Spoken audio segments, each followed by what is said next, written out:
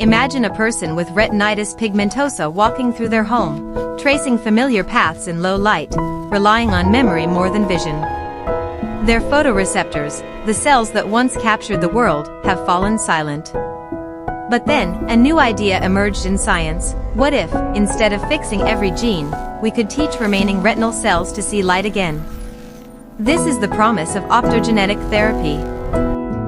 Unlike gene therapies that treat a single RP mutation, this approach aims to help people no matter which of the more than 60 RP-related genes they carry. Here's the story. Scientists deliver a special gene into the eye, one that makes surviving retinal cells sensitive to light. But these cells require a very specific type of light to work. So patients wear high-tech goggles that convert the world around them into a light pattern those cells can understand.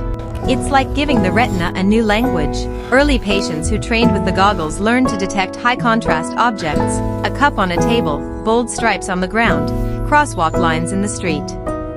These may sound simple, but for someone living in near darkness, they represent a new beginning.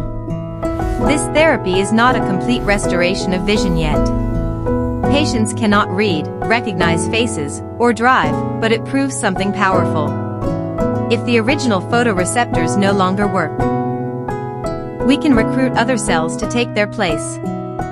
Several companies are now racing forward: GenSight, Nanoscope, the Dear Bio, each pushing optogenetics closer to becoming a tool available to millions, not just a few. This is more than science. It's a new doorway, a new method, a new hope for every RP patient, no matter their mutation. Optogenetics reminds us that even when vision fades, innovation can find new ways to bring light back.